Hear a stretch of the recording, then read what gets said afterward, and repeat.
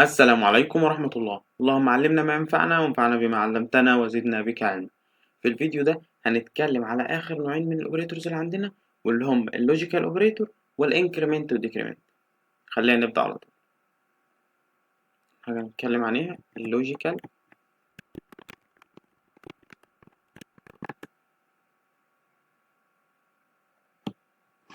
بص يا سيدي، اللوجيكال أوبريتور هم مجرد 3 أوبريتور.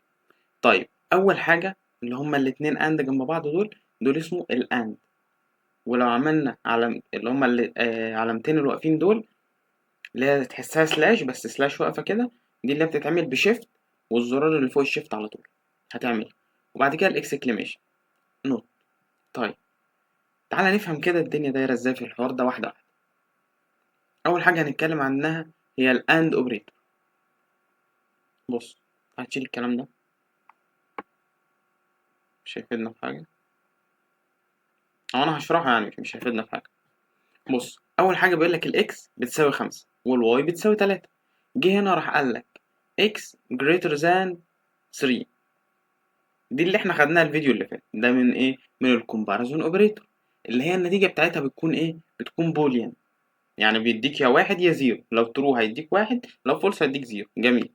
جه هنا قال لك الاكس، هل الاكس اكبر من التلاتة؟ الاكس ب5، فعلا اكبر من التلاتة، يبقى القيمه بتاعتها هنا هيروح هو ايه؟ زيرو. بعد كده عندنا اند ونشوف الناحيه التانيه. بيقول لك الاكس less than 10. هل الإكس أصغر من 10؟ الإكس ب5 أصغر من 10، يبقى هيديك إيه؟ 1. إحنا قلنا دي بزيرو ليه؟ دي ب1. جميل جميل. ليه؟ لأن هنا الإكس أكبر فعلا من التلاتة، الإكس ب5 فيديك ترو اللي هي ب1، وهنا الإكس أصغر فعلا من 10 فيديك 1. طيب الأند بقى اللي في النص دي هتعمل إيه في الواحد ده والواحد ده؟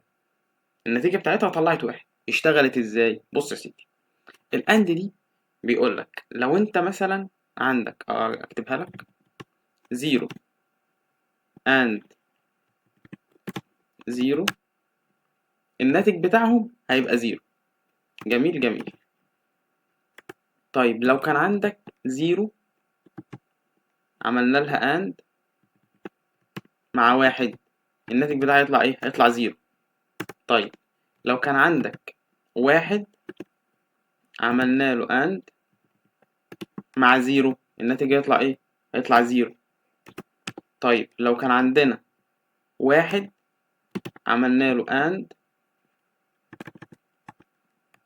لو كان عندنا 1 عملنا له AND مع 1، الناتج هيطلع إيه؟ هيطلع 1. طيب دي شغالة ازاي؟ يعني ايه اللي خلاني قلت ده طلع 1 ودول طلعوا صفار؟ بص يا سيدي، الاند دي بتقولك لو انت عندك الاتنين بترو، يعني الاتنين ب1، انا هطلع لك 1، غير كده لا. زي مثلا لما انا اقولك روح جيب لي قلم رصاص وقلم جاف من المكتبة. انت لو رحت جبت لي قلم رصاص بس وجيت، يبقى انت كده ما نفذتش اللي انا قلت عليه. ليه؟ لان انا قلت لك جيب لي قلم رصاص وقلم جاف، انت رحت عملت ايه؟ جبت حاجة واحدة بس، يبقى انت كده ما نفذتش اللي انا قلت عليه. لكن لو قلت لك روح جيب لي قلم رصاص او قلم جاف، في الحالة دي لو انت رجعت لي بقلم رصاص يبقى انت نفذت اللي انا قلت لك عليه. رجعت لي بقلم جاف يبقى انت برضه نفذت اللي انا قلت لك عليه. ليه؟ لان انا قلت لك او. رجعت لي بالاثنين برضه تمام. طيب لكن في الاند انت ما بتنفذش كلامي غير في حالة واحدة بس. انا قلت لك روح جيب لي قلم رصاص وقلم جاف، انت عملت ايه؟ رحت جبت لي قلم رصاص بس، يبقى انت غلط. رحت جبت لي قلم جاف بس، يبقى انت غلط. ما جبتش حاجة خالص، يبقى انت برضه غلط. يبقى في حالة واحدة بس ان انت هتنفذ اللي قلت لك عليه. ايه هي؟ ان الاتنين بترو، ان انت نفذت الحاجتين. زي هنا كده، هنا هو بص هل الاكس اكبر من التلاتة؟ فعلا اكبر من التلاتة، يبقى معانا اول واحدة بترو اهي، اول اوبريتور جنب الاند بترو.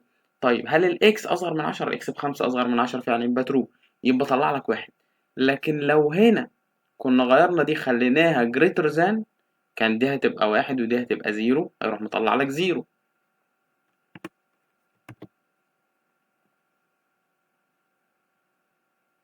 خلينا نجرب ونشوف. طلع 0، طلع 0 ليه؟ لأن هنا هل إكس أكبر من 3؟ الإكس ب5 أكبر من 3. طب هل الإكس أكبر من 10؟ لا، الإكس ب5 أقل من 10. يبقى عمل أند 1 اللي هو ده، القيمة دي ترو اللي احنا هنعبر عنها ب1 مع الزيرو. طلعت لك ايه؟ زيرو. ليه؟ هو عمره ما هيطلع واحد غير في الحالة واحدة بس، هي ايه؟ ان الاتنين بترو. طيب تعال نبص على الاور بقى اللي هي دي. الاور هتفهمنا اكتر برضه، هتأكد لك على الفهم الاولاني. تعال نشوف كده. دي الاند، تعال نرجع اللي احنا غيرناه ده نخليها للزان زي ما كانت، وواحد وواحد راحت مطلع لنا ايه؟ طلع واحد زي ما كانت. تمام. طيب تعالى بقى ندخل على الاور. بيقول لك الاكس ب5 والواي ب3. نفس الكونديشن اهو، اللي هو الشرط بتاعك اللي هو في السؤال، وادي نفس السؤال بس هنا حطينا ايه؟ علامتين سلاش اكنهم سلاش واقفين كده، اللي هي شيفت والزرار اللي فيه على طول جنب الانتر هيكتبها لك. طيب تعالى بقى نمسح دول كده خالص ونشوف هتشتغل ازاي. جه هنا قال لك هل الاكس اكبر من التلاتة؟ الاكس اكبر من التلاتة؟ اه فعلا الاكس اكبر من التلاتة، يبقى هيروح مطلع لك ايه؟ واحد. هنعمل لها اند مع الاكس اقل من الاربعة. هل الاكس اقل من الاربعة؟ لا، الاكس ب5، الخمسة اكبر من الاربعة. يبقى هنعمل لها اور، اسف، هنعمل لها اور مع الزيرو. هيطلع ايه في الحالة دي؟ هيطلع واحد. ليه؟ لان هو هنا قال لك او، اور دي يعني او. تعالى نعمل لها زي اللي عملناها المرة اللي فاتت. اكس واحد اور الواحد، هنا واحد اور الزيرو طلعت واحد. جميل. طيب لو كانت زيرو اور، يعني خلينا دي بزيرو هنا، خلينا دي بواحد، هيطلع ايه؟ برضه هيطلع واحد. ليه؟ لان هو هنا بيقول لك اور دي او دي. ففي الحالة دي انت هتستخدم اي حاجة. جبت له حاجة واحدة بس يبقى انت تمام، جبت له الحاجتين واحد وواحد يبقى انت تمام. ايه المشكلة تيجي امتى؟ لو انت ما جبتلوش حاجة خالص زي كده، لو انت رحت هنا مديله دي بفولس دي بزيرو ودي بزيرو، يبقى هنا يطلع لك زيرو. يبقى هو ما بيطلعش زيرو غير في حالة واحدة بس، ايه هي؟ ان التو اوبريتورز اللي جنب التو اوبرانت اللي جنب الاوبريتور، يعني اللي هو الجزء ده اللي على اليمين واللي على الشمال بتاعه، يكونوا بزيرو. في الحالة دي بس يطلع زيرو. طيب اخر حاجة عندنا من اللوجيكال اوبريتور هي النوت. طيب النوت اوبريتور دي بتعمل ايه؟ بتعكس القيمة بس. يعني هنا بيقول لك اهو نفس الحاجة اللي احنا كنا قايلينها ورا. يعني اقول لك على حاجة حلوة، ولا خلينا هنا نفهمها احسن. x greater than 3. حلو، الاكس اكبر من التلاتة. هل الاكس اكبر من التلاتة؟ اه فعلا الاكس اكبر من التلاتة وطلعت لنا زيرو. الاكس اكبر من التلاتة وطلعت لنا واحد. طيب هل الاكس اقل من العشرة؟ اه فعلا الاكس اقل من العشرة. يبقى لو عملنا اند الواحد وواحد المفترض يطلع كام؟ المفترض يطلع واحد. هنا طلع زيرو. طلع زيرو هنا ليه؟ تعالى نكتب واحدة واحدة كده عشان يبقى الدنيا واضحة. بيقول لك اكس اكبر من التلاتة، اه فطلع واحد. هل الاكس اقل من العشرة؟ اه فهيديك واحد. لو احنا جينا عملنا اند لواحد وواحد هيروح مطلع لك واحد. طلع هنا زيرو ليه؟ بكل بساطة عشان حاطين قبلها اكسكليميشن مارك او علامة تعجب. لما تحط الاكسكليميشن مارك دي هيروح مطلع لك ايه؟ النوت بتاعته. يعني لو دول الإجابة بتاعت دي واحد طلع لك زيرو، لو الإجابة بتاعت دي زيرو هيروح مطلع لك واحد. بس كده. طيب يا سيدي خلينا بقى دلوقتي ندخل على آخر حاجة عندنا وهي الانكريمنت والديكريمنت. خليني في الأول أقول لك حاجة كده نفكر مع بعض بيها عشان أمهد لك الموضوع. لو أنت عندك variable x، حلو، الفاريبل ده انتجر x بيكوال 5. جميل جميل. وانا قلت لك عايزك تزود لي على الاكس دي واحد، يعني تخليها شايله 6. هتعمل ايه؟ هتقول لي احنا لحد دلوقتي عارفين طريقتين. هنقول الاكس بتيكوال اكس بلس 1، صح؟ يبقى احنا كده عملنا ايه؟ كده زودنا واحد، صح؟ تمام. في طريقه تانية. ايه الطريقه التانية اللي قلنا عليها؟ اكس بلس ايكوال 1، صح؟ صح. اللي هو ايه؟ هنا الاكس هيجي هنا يروح حاطط 5 يزود عليها واحد ويشيلهم جوه، هنا يبقى 6. او هنا عندك الفاريبل اللي اسمه اكس ده هتزود لي عليه واحد. تزود لي عليه ايه؟ واحد. ليه قلنا هنزود؟ لان هنا زائد. وايه الفاليو اللي احنا بنزودها؟ اللي بعد اللي يساوي. جميل. في طريقه ثالثه بقى، ايه هي؟ انك تروح جاي عامل اكس بلس بلس. دي كده زودت واحد. زودت واحد فعلا. طيب تعال نجرب كده، نطبع بقى عشان نشوف الكلام ده صح ولا احنا بنقول كلام وخلاص. طبع لك الاكس ب6، صح؟ صح. في حاجة تانية ممكن نعملها، بلس بلس اكس، رن الكود برضه هيطبع 6. طب ايه الفرق بين دي ودي؟ لحد دلوقتي مفيش فرق. طيب كذلك زي ما في بلس بلس في ماينس ماينس، يعني احنا لو عايزين ننقص واحد ويطبع 4 هنعمل كده، طبع 4. في نقطة بقى مهمة أوي احنا عايزين نتكلم عليها هنا. احنا خلاص زي ما قلنا عايزين نزود واحد أو ننقص واحد، نحط بلس بلس أو ماينس ماينس قبليها أو بعديها ما بتفرقش. طيب امتى بقى بتفرق؟ هي قبليها ولا بعديها؟ قبليها دي يعني بريفكس، بعديها بوست فيكس. جميل، هقول لك هتفرق امتى. هتفرق لو انا كنت عايز اخزن القيمه الجديده دي في فاريبل مختلف مش في نفس الفاريبل. ازاي؟ لو جيت قلت لك الزد بتيكوال اكس بلس بلس، وجيت بعد كده رحت عامل ايه؟ سي اوت لايه؟ للزد. تعال نعرف الزد دي الاول، احنا ما عرفناش الزد، هو ما يعرفش ايه الزد دي. انتجر زد، ونطبع بس الزد بعد كده. طبع لك الزد بكام؟ الزد ب5. في مشكله كبيره هنا ما ينفعش تكون مش واخد بالك منها. احنا عندنا الاكس بتساوي 5، جينا هنا رحنا مزودين على الاكس 1 وشلناها في الزد، يعني المفترض ان الزد تطبع كام؟ تطبع 6، طبعت 5. تعال اوريك حاجة تاني. لو عكسنا بقى حطينا بلس بلس اكس وجينا نرن الكود هيطبع لك 6. يبقى هنا بقى بتفرق لما تكون هتشيل الفاليو جوه متغير بتفرق. طيب ايه اللي بيحصل بقى وايه اللي خلانا عملنا كده؟ بكل بساطة يا سيدي، تعالى اكتب لك انا دي تاني. نقول الزد بتيكوال اكس بلس بلس عشان اشرح لك ايه الفرق بينهم. هنا الكومبايلر بيشتغل ازاي؟ بيجي يقرا هنا الزد بتيكوال ايه؟ بتيكوال الاكس. اول حاجه بيروح حاططها جوه الاكس، بعد كده يزود القيمه بتاعه الاكس.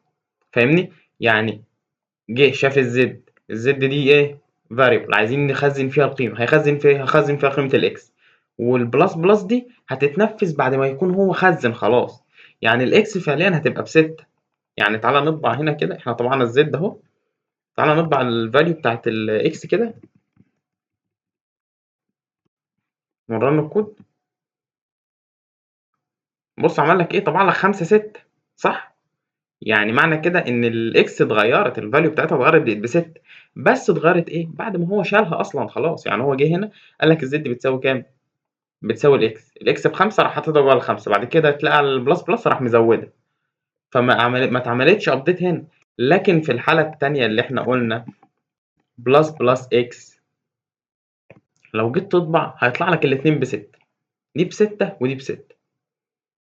يعني رن 6 و6، صح؟ ليه بقى؟ لان هو جه هنا قال لك زد هتساوي ايه؟ شاف بلس بلس، بلس بلس دي يعني زود واحد، هتزود واحد دي هتدي له معلومه؟ لا، يعني لسه في حاجه ناقصه، زود واحد على ايه؟ على الاكس. راح يزود واحد على الاكس وحاططها في الفاريبل اللي اسمه زد. جميل. اذا ايه بوست فيكس وبريفكس بتفرق في ايه؟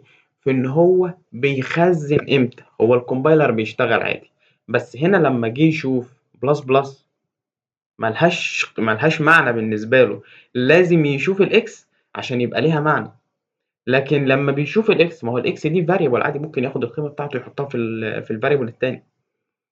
تعالى كده نكتب ارثماتيك، عشان دي خد بالك من الارثماتيك اوبريتور. بس احنا ايه، زي ما قلنا في الفيديو بتاع الارثماتيك اوبريتور ان احنا هنخليها الفيديو لوحديها عشان نعمل عليها ايه؟ شويه براكتس حلوين كده. لو نزلنا هنا هتلاقيه بيقول لك الارثماتيك اوبريتور اللي عندنا، تعالى ندخل فيها وهو عندك الانكريمنت. تعالى نبص عليها كده. بيقول لك لو انت عندك الاكس بتيكوال 5، وعمل هنا جه ينفذ السطر اللي بعده اكس بلس بلس، لقيت قيمة الاكس هنا بتساوي كام؟ 5 زائد 1 اللي هي بتساوي كام؟ بتساوي 6. جميل. فراح عمل ايه؟ خلي ده كومنت عشان ما عملناش ايرور. فيجي يطبع الاكس بتساوي 6. ليه؟ هو بكل بساطة زود على الاكس 1 وعمل كده. بس في المثال اللي احنا قلنا عليه ان انت لو بتشيل الفاليو دي جوه متغير، لا كانت هتديك ايرور. تديك ايرور ليه؟ مش هتديك ايرور، كانت هتطبع قبل ما يزود او بعد ما يزود. بنتحكم فيها ازاي؟ لو قبليها بريفكس وبوست فيكس. جميل. انا هنا دخلت بس حابب اوريك ان انت ممكن توصل لاي معلومه انت عايزها. طيب تعال اديك مثال كده تفكر فيه. عندك variable، خليهم زي ما هم دول، بس هاجي هنا اروح قايل لك x بلس بلس. جميل جميل. بعد كده هننزل تحت ونقول الزد بتيكوال الاكس. بعد كده ممكن نقول ايه مثلا، ممكن نعرف variable تاني ونقول ان احنا عندنا variable اسمه integer y. جميل. تعالى بعد كده هنا الواي بتيكوال الاكس. هنعمل مشكلة بقى هنا بلس بلس، ونعمل سي اوت للزد وسي اوت للواي. خلينا نسيب سطر. ايه ده؟ خلينا نسيب سطر عشان ايه الدنيا تبقى ريدابل اكتر. اللي انا عايزه منك بقى هنا ايه هو؟ عايزك تتوقع قيمة الزد وقيمة الواي. انا اتوقعها ازاي؟ تعالى واحدة واحدة. احنا عندنا هنا قال لك الاكس بلس بلس، يعني ايه؟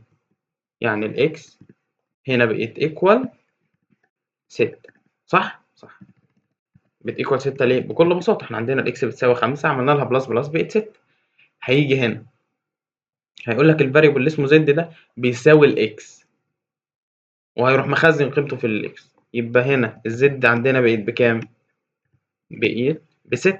ليه ب6؟ لان هي جه طلع بص فوق على قيمة الاكس تلاقيها ب6، راح مخزنها جوه الزد بكل بساطة. بعد كده تلاقي في بلس بلس، راح منفذها مزود الاكس 1. بقية الاكس بتساوي كام؟ بقية الاكس بتساوي 7. جميل. هينزل على السطر اللي بعده هيقول لك الواي بتساوي الاكس. الواي بتساوي الاكس بقيمتها بكام؟ اخر فاليو ليها ب7. هيروح جاي هنا هيقول لك ان الواي بقت تساوي 7. 7 دي ايه؟ قيمة الاكس. فلو جينا رن الكود ده هيعمل ايه؟ هيطبع لك ان الزد ب6 والواي ب7. تعال نرن ونشوف. 6 و7. اذا ايه؟ وانت بتنفذ العمليات او انت بتترس الكود يعني بتشوف هيشتغل ازاي، تبقى مركز هل دي بريفكس ولا بوست فيكس. عارف دي لو خدناها كده وخليناها هنا ايه اللي هيحصل؟ هيروح طابع لك دي ب7 ودي ب7. تعال نرن ونشوف. طبعا دي ب7 ودي ب7. ليه؟ لان هو بكل بساطه جه هنا قال لك الزد بتساوي كام؟ بتساوي بلس بلس اكس. هيقراها كلها على بعض. ليه؟ لان بلس بلس بالنسبه له ملهاش معنى. 1 زائد قيمه الاكس 6. 6 زائد 1 ب7. فهيجي هنا يروح مخزن جواها ال7 والاكس هيبقى عامل لها ابديت برضه بقت ب7. جميل. اتمنى ان الدنيا تكون واضحه، وبرضه هسيب لك شويه اسئله كده في اخر الفيديو هنحلهم مع بعض الفيديو الجاي. بس اهم حاجه في الموضوع ايه هي؟ ان انت تبدا تحل بايدك. بص ممكن يكون في الاوبريتورز اللي عندنا كلها اكتر حاجه هتعصلك معاك الحته بتاعت الانكريمنت والديكريمنت دي.